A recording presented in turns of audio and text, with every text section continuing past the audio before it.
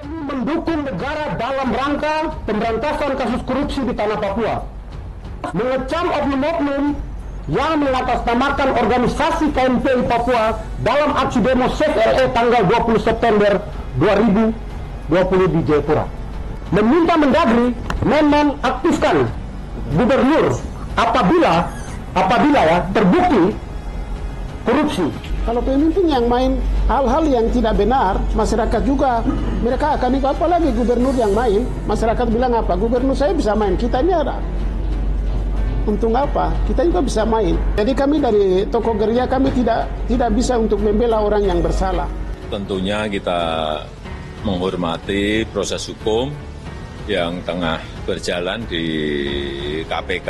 Oleh sebab itu juga berulang kali saya mengingatkan ke semua pejabat negara, baik itu menteri, gubernur, bupati, wali kota, dan semua pejabat, untuk hati-hati dalam menggunakan uang dari APBD Kabupaten Kota, APBD Provinsi, dan APBN.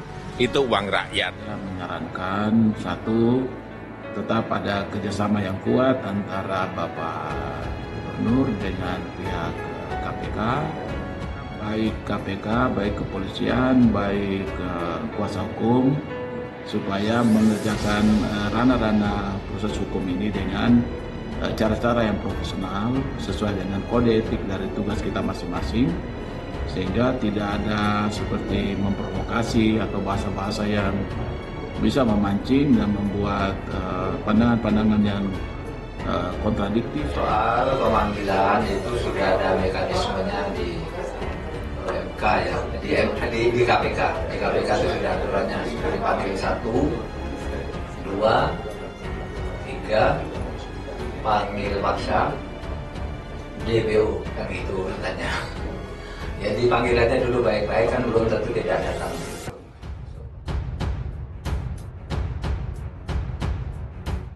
Dukung KPK berantas korupsi di Papua, tokoh adat jangan lecehkan hak rakyat. Tokoh adat di Sentani, Boas Asa Enoch, mendukung Komisi Pemberantasan Korupsi memberantas korupsi di wilayah Papua. Ondo Afi Sosiri ini meminta anak-anak Papua yang menjadi pemimpin masyarakat sebagai gubernur, bupati, atau jabatan apa saja untuk menjaga dengan baik hak-hak rakyat. Disebutkan bahwa dana miliaran rupiah yang sedang diuber-uber oleh KPK saat ini entah hilang di mana. Dia menuturkan bahwa jika dana-dana hak rakyat tidak dapat dipertanggungjawabkan dengan baik kepada masyarakat, masyarakat juga akan dirugikan. Tokoh adat Sentani berusia 70 tahun ini secara khusus meminta Gubernur Lukas NMB berjiwa besar. Dirinya juga mengimbau warga yang menjaga Lukas NMB di rumah kediamannya untuk tidak menghalang-halangi upaya KPK. Gubernur Lukas NMB putuskan tidak keluar rumahnya dijaga menggunakan ekskavator. Para pendukung memblokir akses ke rumah Gubernur Papua Lukas NMB di Jayapura Jumat 30 September 2022. Para pendukung Lukas NMB tersebut bahkan memblokade jalan menggunakan ekskavator dan dijaga ratusan orang bersenjata tajam. Dikutip dari Tribun Papua, ekskavator itu diletakkan sekitar 50 meter dari pagar masuk dan berada di tengah jalan. Ratusan massa tiba-tiba muncul dengan memegang senjata tajam mulai dari panah hingga parang di sekitar kediaman. Mereka juga melakukan tarian penyambutan. Awak media tidak memperkenankan mendokumentasikan situasi hingga saat jumpa pers dilakukan di depan pagar kediaman Lukas NMB.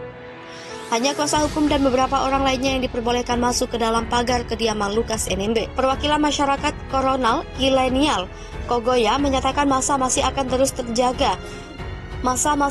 terus berjaga di depan kediaman Lukas NMB hingga masalah hukum yang dialami Gubernur Papua selesai. Pihak keluarga memastikan Lukas NMB tidak akan keluar daerah menjalani perawatan medis. Lukas NMB akan tetap di kediaman pribadinya di Koya Tengah, distrik Muaratami, Kota Jayapura. Demikian disampaikan Elvis Tabuni selaku Kepala Suku Besar sekaligus perwakilan dari keluarga Lukas NMB kepada wartawan Jumat 30 September 2022.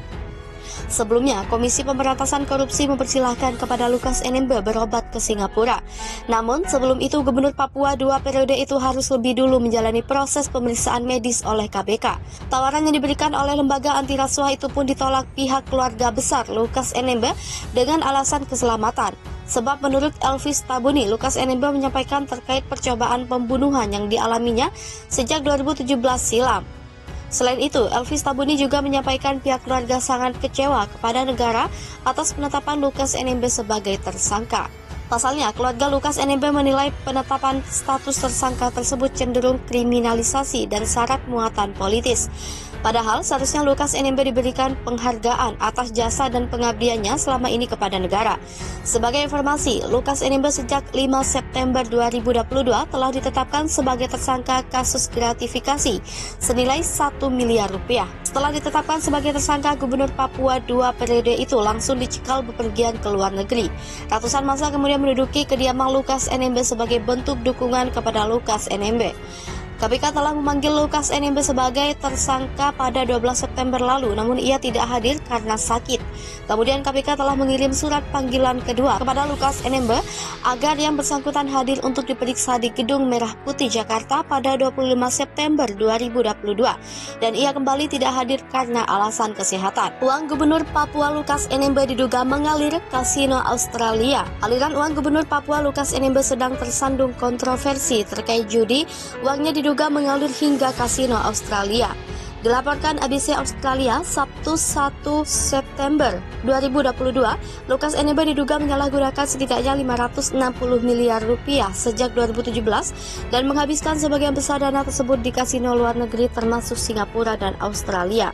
Kini skandal tersebut telah menyebar ke Australia di mana penyidik Indonesia mengkonfirmasi jika mereka sedang memeriksa transaksi di Crown Casino di Perth dan deposito bank yang mencurigakan di Perth dan Melbourne. Pekan lalu, Pusat Pelaporan dan Analisis Transaksi Keuangan Indonesia mengungkapkan pihaknya sedang menyelidiki beberapa jejak uang yang mencurigakan selama 5 tahun terakhir, yang melibatkan rekening bank pribadi Lukas NMB atau rekening yang diduga ia kendalikan. Pihak berwenang telah mengkonfirmasi kepada ABC jika mereka sedang menyelidiki sumber uang yang diduga dihabiskan Lukas NMB di Perth Casino berjumlah sekitar 500.000 US per tahun sejak 2017. Satu sumber mengatakan kepada ABC jika NMB dicurigai menghabiskan dana lebih dari sekadar bertaruh di kasino. Komisi Pemberantasan Korupsi sedang menyelidiki semua aset keuangan Lukas NMB di Australia. Tidak jelas apakah dia memiliki properti di Australia atas namanya. Organisasi Transportasi Internasional menyebut kasino di Australia telah menjadi tujuan pencucian uang. ABC mendapat informasi jika rincian transaksi ke atau rekening bank Australia menjadi bagian dari 12 laporan yang baru-baru ini dikirim PPATK ke Komisi Pemberantasan Korupsi sebagai bagian dari penyelidikannya terhadap Lukas NMB. Pekan ini, Organisasi Anti Korupsi Masyarakat Anti Korupsi Indonesia mengatakan kepada ABC jika mereka memiliki bukti Lukas berada di Australia pada bulan Juli tahun ini. Maki memberikan salinan manifest penerbangan yang menunjukkan Lukas NMB adalah satu-satunya penumpang di jet pribadi yang terbang ke Brisbane dari Dili di Timor Leste pada 10 Juli lalu. Data terpisah menunjukkan dia melakukan penerbangan pulang pada 14 Juli. Saat ini sedang ada penyelidikan untuk mengetahui dari mana uang itu berasal, apakah Lukas menyedot uang dari dana otonomi khusus yang dialokasikan setiap tahun oleh pemerintah Indonesia untuk proyek-proyek pembangunan dan pendanaan operasional di Papua. Pengacara Lukas menolak semua tuduhan. Mereka membantah Lukas telah menyalahgunakan uang rakyat dan mengatakan tuduhan itu bermotif politik.